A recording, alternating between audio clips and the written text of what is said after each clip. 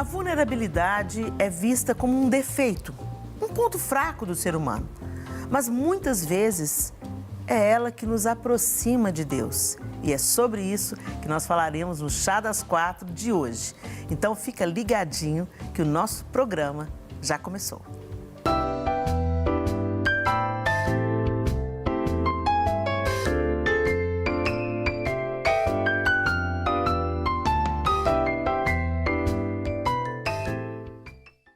E antes de começar a falar sobre como a vulnerabilidade nos aproxima de Deus, eu quero te convidar a conhecer a nossa convidada de hoje. Lu Alone é cantora e compositora. Lindeza. Aí quando você vê essa menina, você pensa assim, deu tudo certo na vida da Lu Alone, gente. Você viu foto com o Jonas Brothers e tudo, né? Aí você pensa, é linda, né? Uma carreira de sucesso, muitas oportunidades, deu tudo certo na vida. Essa menina vai falar de vulnerabilidade? Me conta aqui, Lu, que história é essa? A Lu Alone teve uma vulnerabilidade que a aproximou de Deus? Isso mesmo, Helena. Antes de tudo, eu quero agradecer. Obrigada pelo convite, estar aqui com vocês. Para mim é um privilégio. Para nós, uma honra. Oh, meu Deus. E sim, eu acho que todo mundo tem uma história que ninguém sabe, né? Todo mundo está passando por uma luta que ninguém sabe. E todas nós temos momentos de vulnerabilidade ou histórias muito difíceis.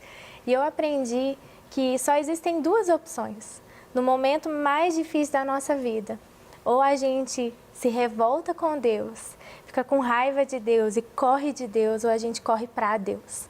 Quando as causas são causas impossíveis, tem pessoas que questionam Deus, que questionam até a existência de Deus.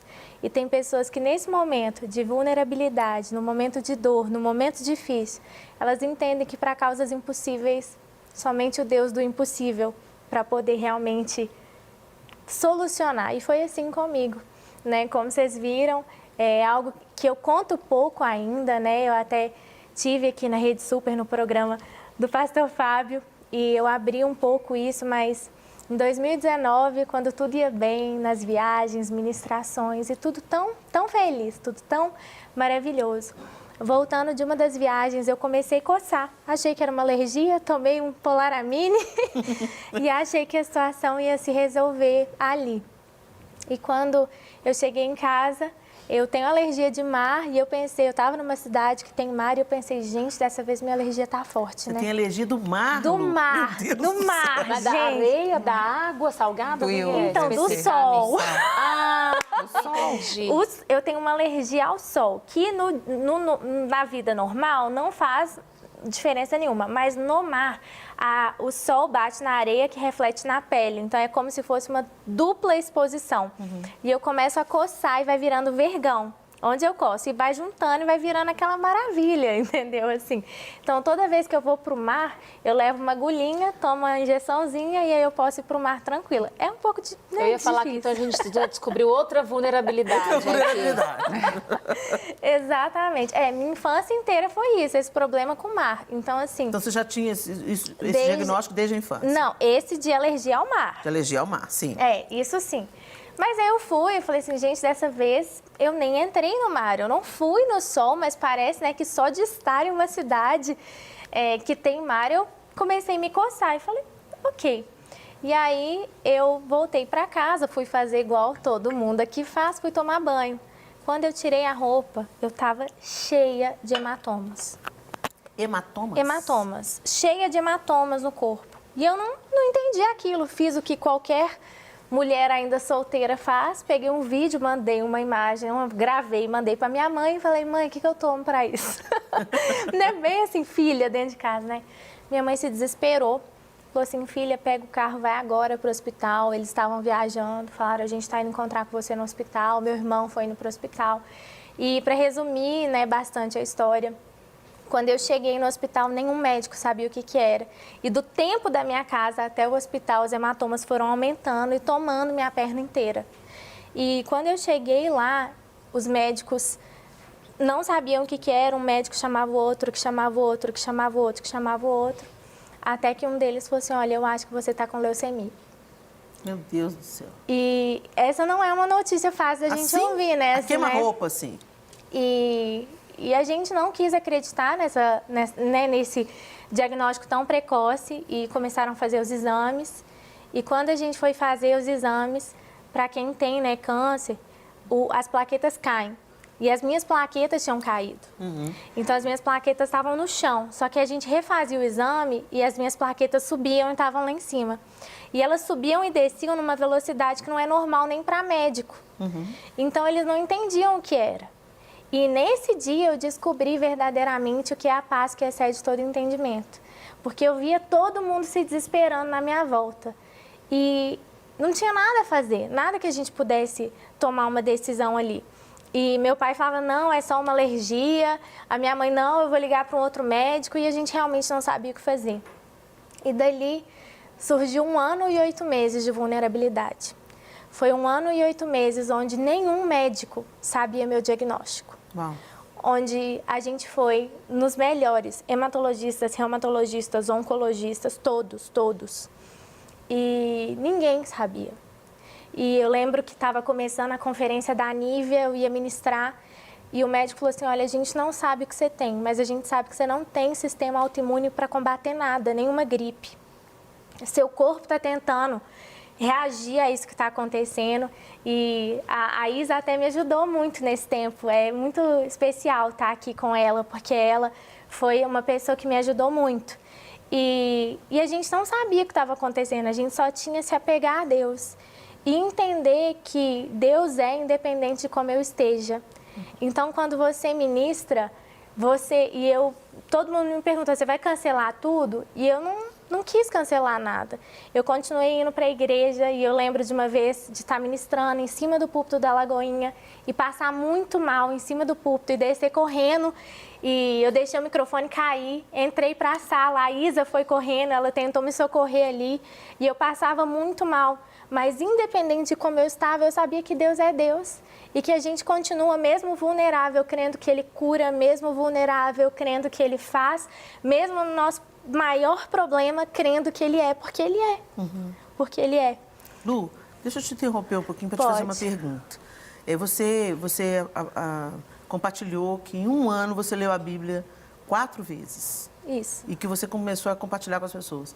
Tem uma conexão com isso? Isso aconteceu depois ou isso aconteceu antes? Isso aconteceu depois. Eu entendi que muitas vezes, quando a gente está no meio desse furacão, a gente quer perguntar por quê? Por quê? E isso foi uma pergunta que veio muito em mim de início. Deus, por que eu? Deus, eu sempre te obedeci, eu te servi, tudo que o Senhor me pediu eu fiz. Deus, por quê? E quando eu estava lendo a Bíblia, eu entendi que a pergunta nunca é por quê, é Deus, para quê? Para que brilhe, né? Para que as pessoas vejam a glória de Deus. Só vive milagre, só testemunha milagre quem já passou por uma causa impossível. Senão não é milagre. Então, às vezes a gente quer ser muito usado pelo Senhor, mas a gente quer sem passar por nada. E o caminho com Deus não é assim. Não é assim. Não mesmo. A gente vai lendo as próprias escrituras, deixam isso muito claro, né, gente?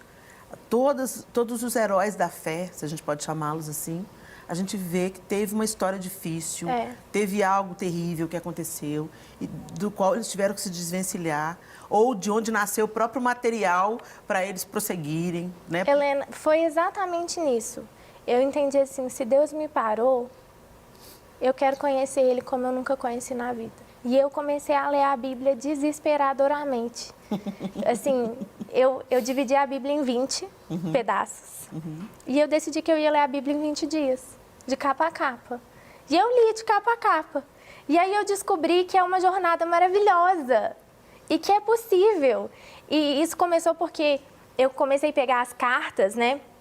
E eu falei, por que a gente lê um capítulo? Se você me mandar uma carta hoje, eu vou ler a carta. Sim. Mas não, a gente lê um capítulo e o resto eu continuo amanhã. Não, eu queria entender, eu queria absorver, eu queria ser mais do que a menina que cresceu na igreja.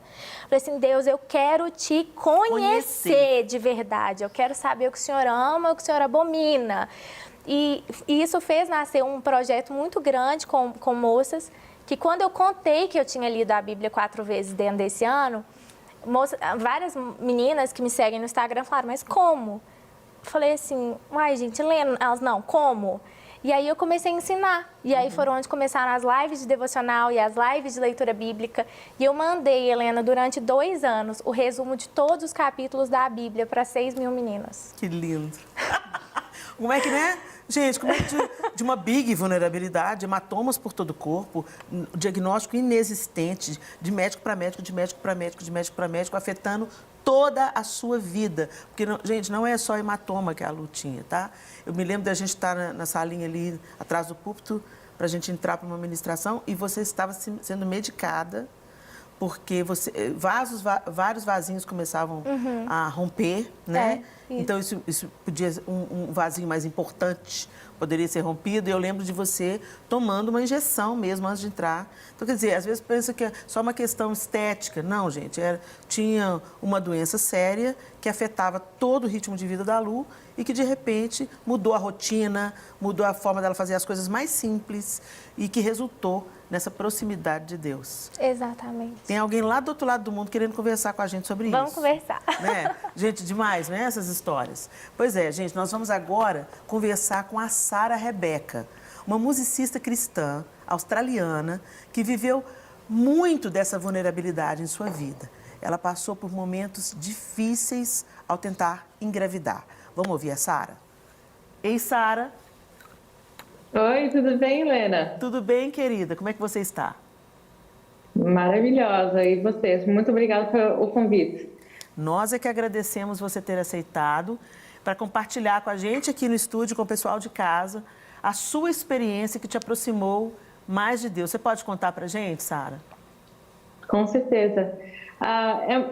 Sim, tem partes que são bem parecidas com a história da Lu, mas a minha dificuldade foi de engravidar. Foi um sonho que eu e meu marido sempre tivemos e, assim, foram vários abortos, foram cirurgias.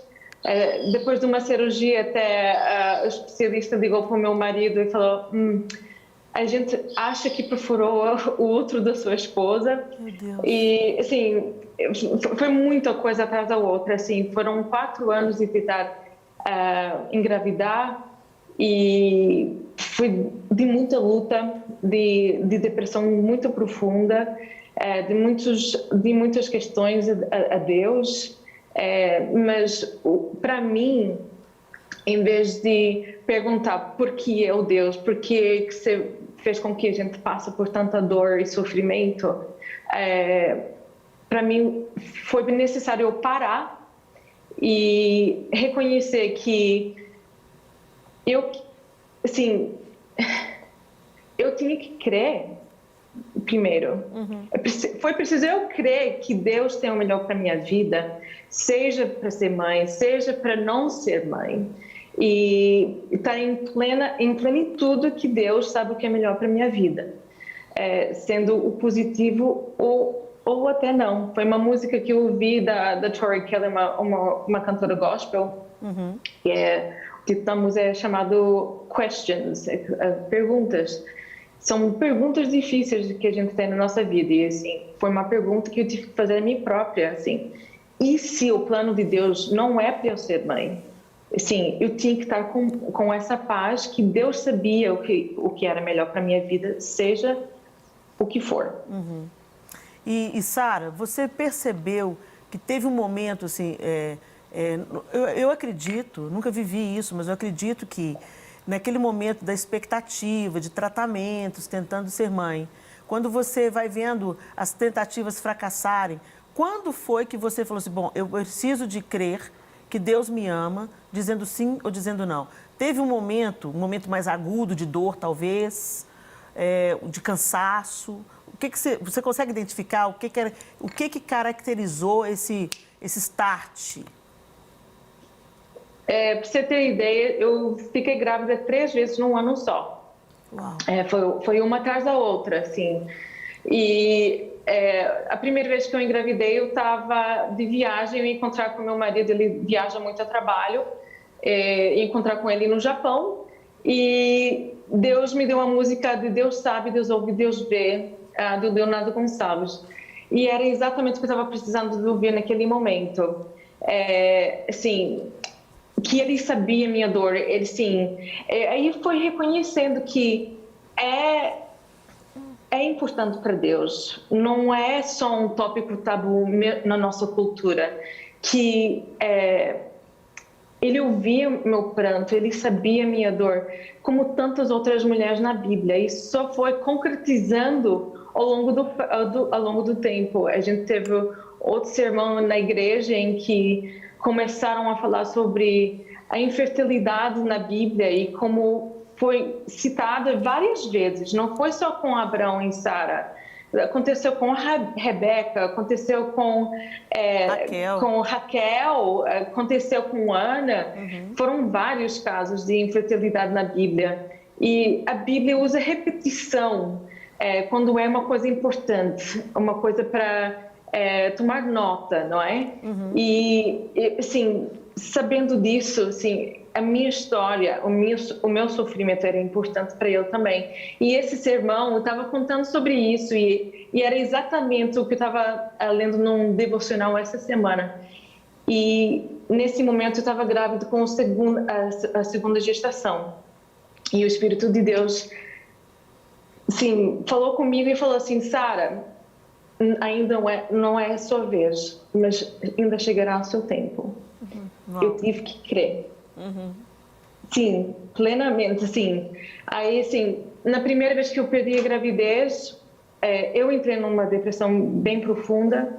A segunda vez, eu estava um pouco mais em paz com a situação, sendo que o Espírito já tinha falado comigo. E foi necessário isso para acontecer, para eu acolher o meu marido, porque a gente, assim, fala sobre entre a gente, entre as mulheres, o sofrimento que a gente passa, mas os homens também sofrem muito com esse processo. E o meu marido precisou que eu fosse essa rocha firme durante essa perda. Ele entrou numa depressão bem profunda. Então, assim, Deus nos dá situações, mas nos dá esperança. Nunca nessa jornada eu senti só. Embora estar vulnerável, Deus sempre falou comigo através de sermões, de música, de amigas minhas que, sem saber o que estava acontecendo, já fazia tempo que eu não via elas, me mandaram mensagem no WhatsApp falando que tiveram um sonho que Deus estava limpando o meu útero, que um dia eu ia ser mãe. Do nada. Então, assim, Deus tem sido maravilhoso com a gente. Hoje, graças a Deus, a gente tem 2 filhos lindos. O William com 3 aninhos, a Luísa com 4 meses. Ah, que delícia. E assim, estão bem bonitinhos. Aí, assim, foi a inspiração atrás da música que lancei a semana passada, que é Antes do Milagre. A gente precisa crer. Às vezes, assim, antes do milagre. Que às vezes é difícil de fazer, não é? Sara, muito obrigada, minha linda, por você ter compartilhado com a gente a sua dor e também a sua vitória. Que Deus continue te abençoando aí, a você e toda a família, tá bom, minha linda? Muito obrigada, Helena. Um beijo pra você. Um beijo pra vocês. Uau, que demais. A Lu também, você gravou uma música, né? Com essa temática, não foi? Exatamente. Quando a gente já tinha recorrido a todos os médicos em BH e em Minas que a gente possa imaginar, eu recebi uma ligação muito difícil de uma hematologista daqui, onde ela chamou eu e os meus pais de urgência. Tinha acabado de chegar um exame meu lá, e ela falou assim, olha, eu acho que a Lu, falou para os meus pais, né, a Lu tá com um tipo de leucemia tão rara que Minas Gerais não tem equipamento para diagnosticar. Então, eu preciso que vocês entrem no carro agora, vocês não podem pegar avião, e vá para São Paulo agora, porque o doutor Celso Arraes, que é o chefe da oncologia do Sírio-Libanês, está esperando vocês com a junta médica dele. E eu não podia pegar avião, porque no avião as minhas veias todas estavam inflamadas, os médicos já sabiam disso, e elas não conseguiam conter a velocidade do sangue, por isso os hematomas, elas se estouravam, não era uma varize, era um coágulo de sangue gigante. E quando, no avião, com a pressão, todas elas se estourariam. Então, eu não podia pegar avião. E aí, quando a gente foi indo de carro, uma amiga minha me ligou. E aí ela me ligou e ela falou assim, Lu, e se? E até hoje eu imagino que esse se era, e se você morrer? E ela falou assim, Lu, e se? E começou a chorar. E quando ela começou a chorar, uma música começou a tocar dentro do carro. E essa música falava assim, tudo é possível, tudo Deus pode fazer. Deus não perde as batalhas e Ele nunca perderá. E eu lembro que eu fiquei em silêncio, ela ficou em silêncio, essa música era em inglês. E eu virei para ela e eu falei assim, amiga, tudo é possível, tudo Deus pode fazer. Deus não perde as batalhas, Ele nunca vai perder. Se eu for curada, essa não vai ser meu pior deserto. Essa vai ser minha maior vitória e meu maior testemunho. Mas se eu não for, tá tudo bem. Porque eu também não perdi as batalhas. Deus não perdeu as batalhas. Porque perder batalha é um crente para o inferno. E eu sei a vida que eu tenho com Deus. Eu sei para onde que eu vou. Então, tá tudo bem. E a gente ficou em silêncio. E eu traduzi essa música inteira. E ela fala, né? Ela fala assim, milagres eu posso ver, tua mão aqui, o teu poder, meu Deus, movendo está. E Deus estava movendo. E o mais lindo é o poder da igreja na nossa vulnerabilidade. Poucas pessoas sabiam do que eu estava passando, a gente escolheu não contar. Mas os meninos da minha banda que me acompanhavam, eles sabiam, porque eu decidi continuar. E se eu passasse mal na estrada, eles precisavam saber. Meus pastores sabiam e o Felipe Barros. E ele falou assim comigo uma frase que me marcou. Quando a gente descobriu que eu tinha, que eu posso até contar depois, mas quando a gente descobriu que era uma doença raríssima, que só 6 pessoas tiveram, que não tem cura.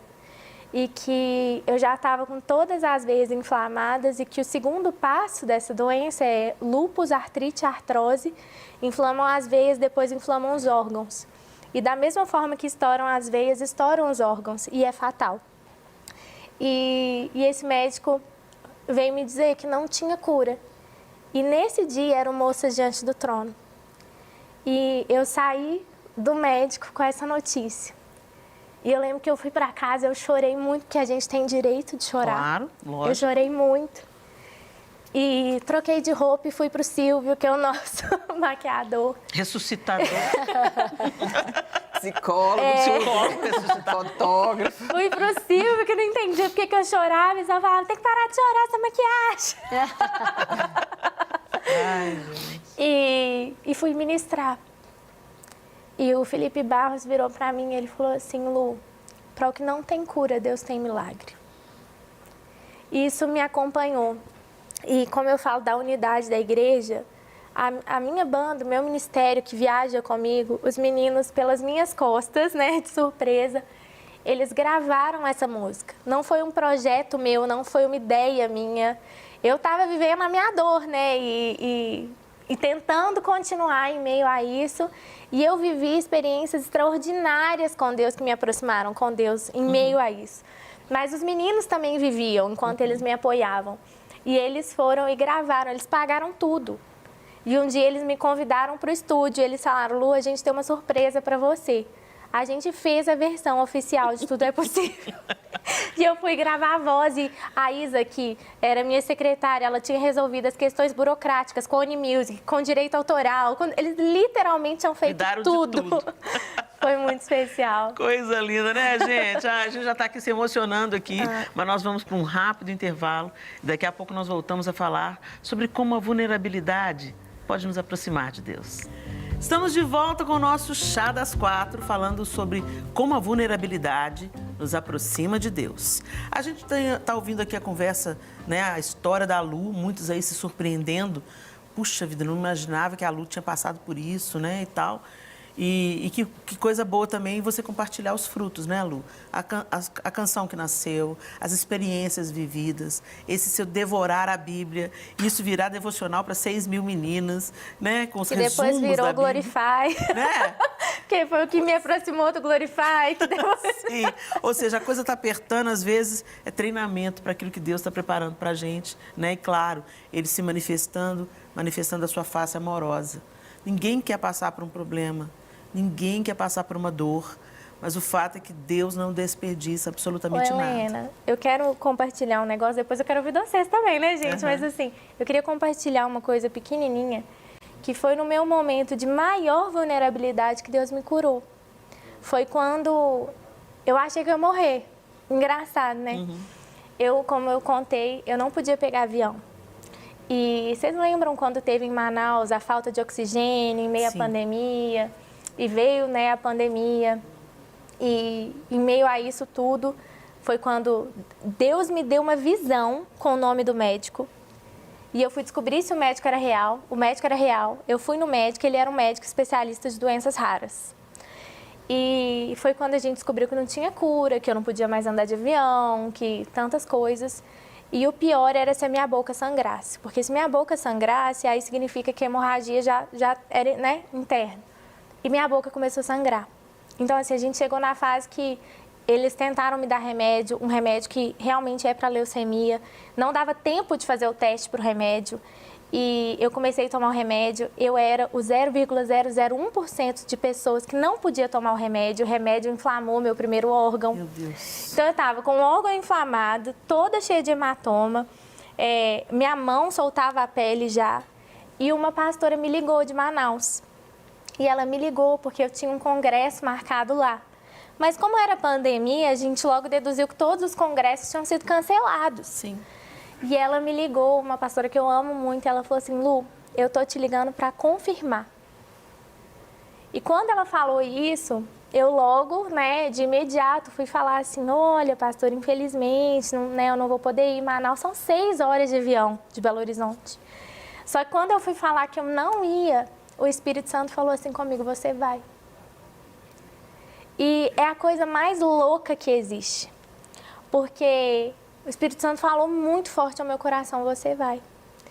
E ela falou, olha, a gente vai fazer, você viu tudo que tá tendo, né, aqui em Manaus, e a gente vai trazer algumas pessoas e tal, você vem? E eu pronta para falar, não. Não. Eu não podia pegar gripe, quanto mais pegar Covid, eu não podia pegar avião, eram 6 horas de avião. A resposta era não. Mas o Espírito Santo tinha me falado sim.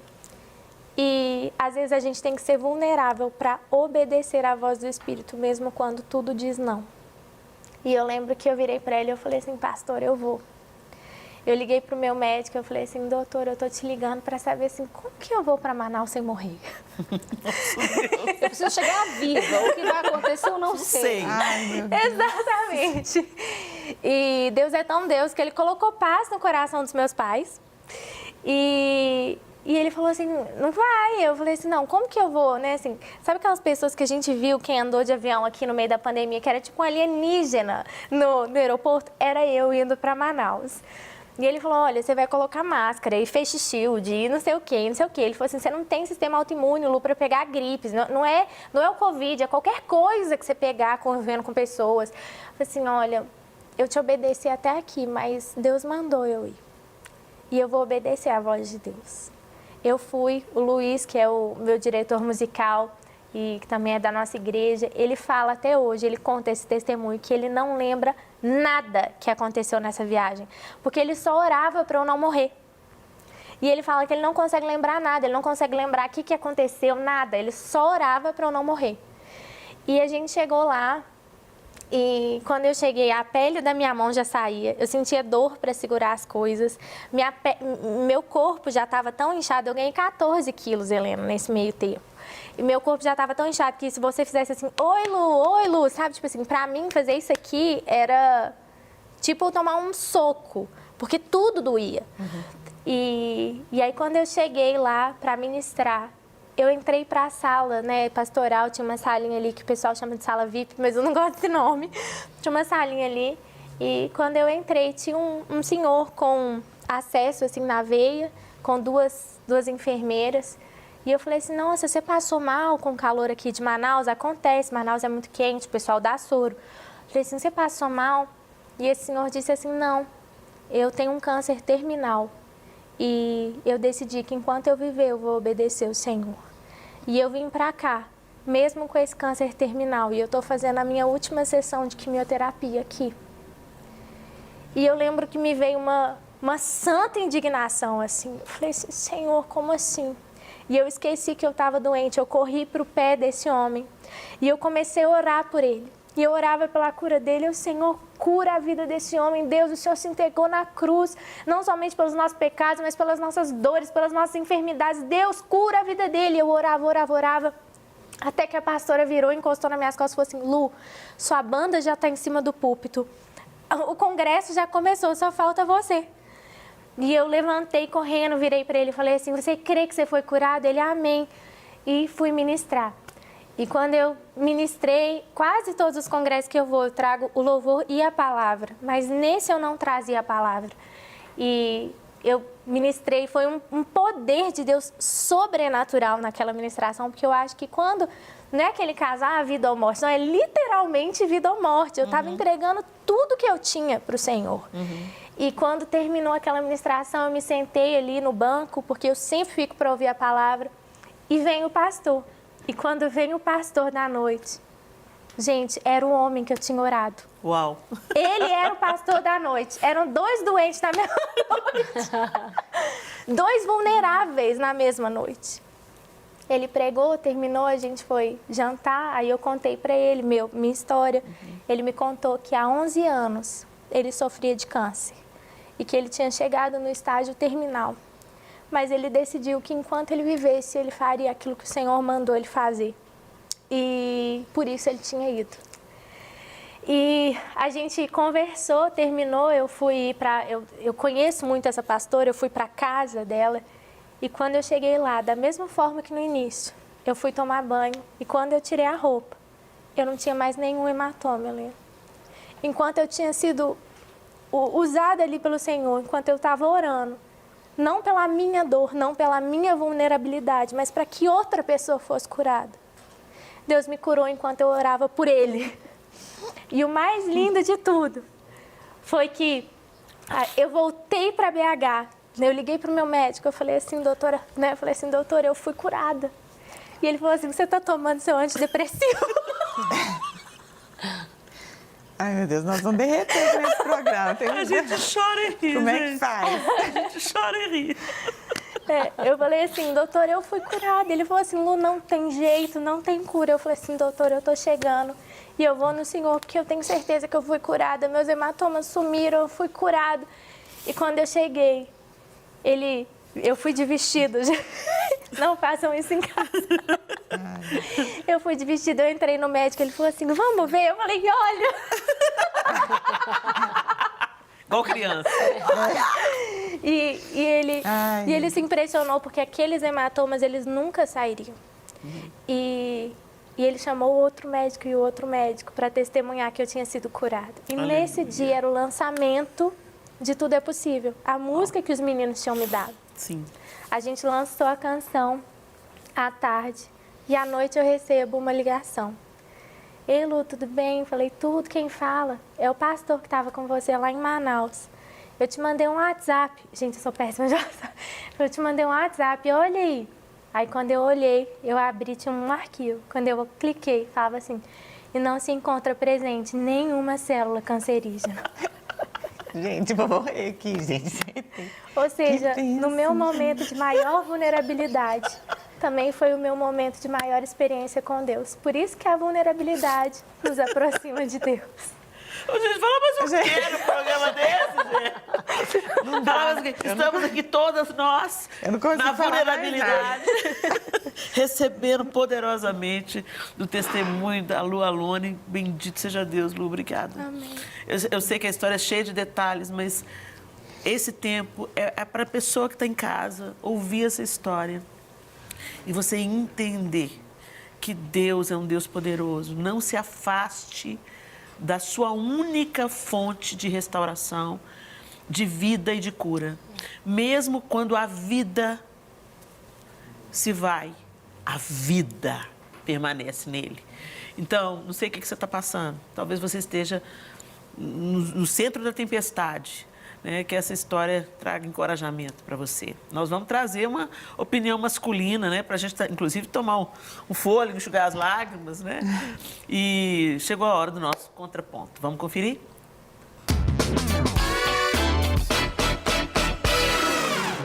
Ao longo da Bíblia nós vamos ver diferentes homens se aproximando de Deus, sendo vulneráveis, sendo completamente dependentes do Senhor. Um homem que foi completamente vulnerável foi o próprio Davi. Davi foi conhecido como um homem segundo o coração de Deus. Em Salmos nós vamos ver diferentes textos onde Davi está dizendo: Deus, tu me rejeitaste? Deus, tu me abandonaste? Deus, aonde tu está? Sabe o que Davi está fazendo? Davi está sendo sincero. Davi está sendo honesto. Sabe por quê? Porque Davi, ele simplesmente queria ser amigo de Deus. Ele não queria ser conhecido como uma criatura diante de um Criador, um servo diante do Senhor. Ele queria ser amigo. E o amigo, ele é sincero, ele é vulnerável. Ele abre o coração, ele rasga o coração. Davi estava sofrendo em um momento da Bíblia as consequências de um pecado, ao ponto de seu filho estar ali à beira da morte.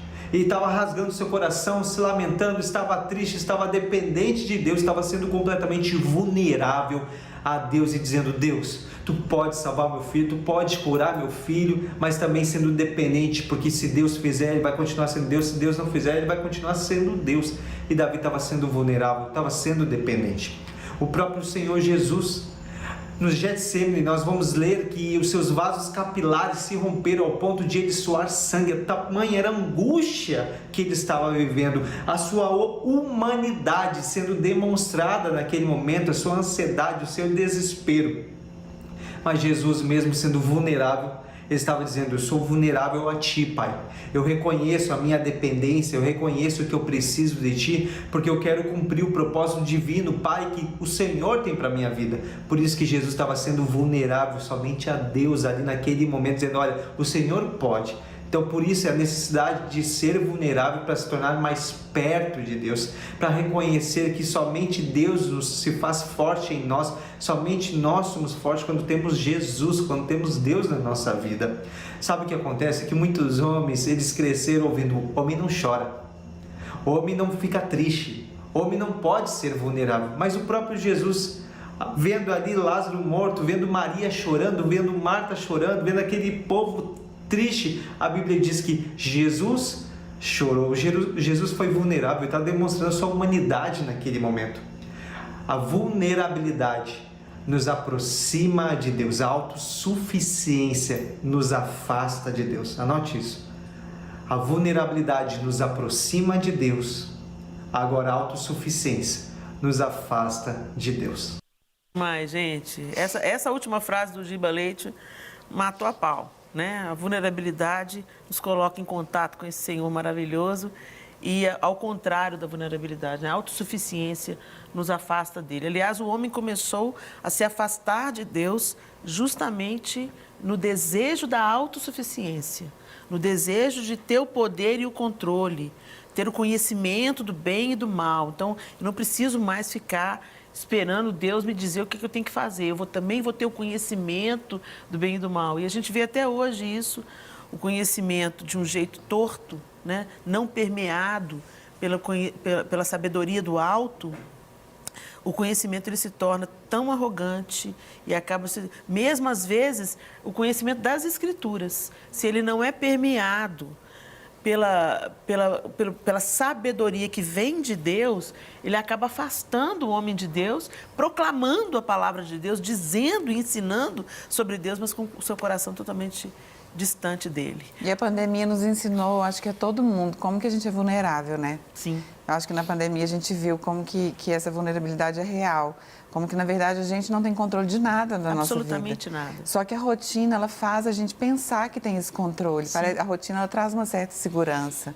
Uhum. Mas como a gente teve uma rotina completamente mudada, a gente viu, pelo menos, eu acho que isso foi geral, sim, que nós somos totalmente vulneráveis. A gente se gaba muito de eu faço o que eu quero, meu corpo, minhas regras. Nós somos cheios de frases de efeito, como se a gente pudesse controlar alguma coisa de acordo com o nosso conhecimento ou com o padrão social, ou, enfim, né, tantos fatores. Mas eu fico vendo claramente, a gente só acorda todos os dias, porque o Senhor nos dá fôlego de vida.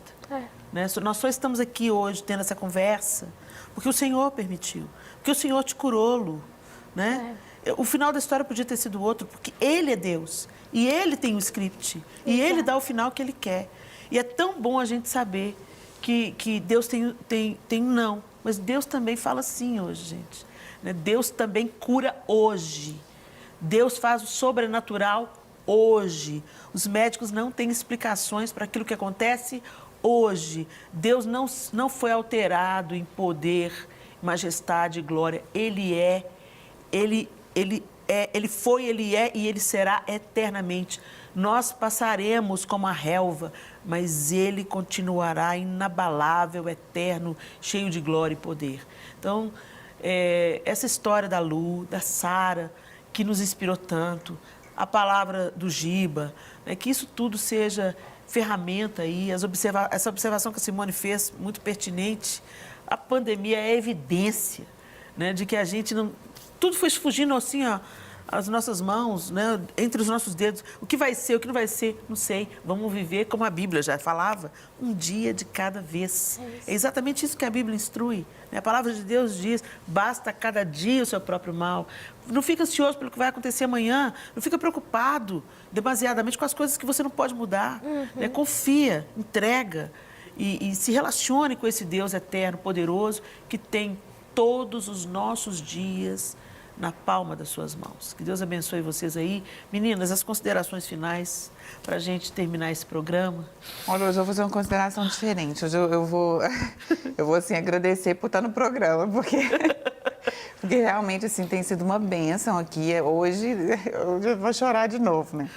Aqui a gente chora, a gente aprende, né? Como que eu tenho aprendido e que história incrível, como foi maravilhoso ouvir esse milagre de dois lados, né? Foi um milagre duplo, assim. E como que Deus, ele faz milagre todos os dias e no simples e a gente não vê, né? Sim. Às vezes no dia a dia, tudo é um milagre. Essas meninas que receberam o ensino pela Lu, por causa dessa enfermidade, por causa da dedicação e entrega na leitura da palavra, elas foram alcançadas. O milagre reverberou na vida de 6.000 meninas. O milagre está reverberando aqui na nossa vida. O milagre vai reverberar na você que está assistindo em casa. Então é mais que um duplo. Aí nem olhos viram, nem ouvidos ouviram, não dá para a gente calcular, não tem... Só a eternidade vai revelar o que é essa história sua, Lu. Vai reverberar na vida de você, dos seus filhos, da sua nova história como casada, que daqui a pouco está casando, coisa linda, né? E como é que Deus fez algo extraordinário e isso vai reverberar na vida de muitas pessoas. A gente viu aqui muito claro, né?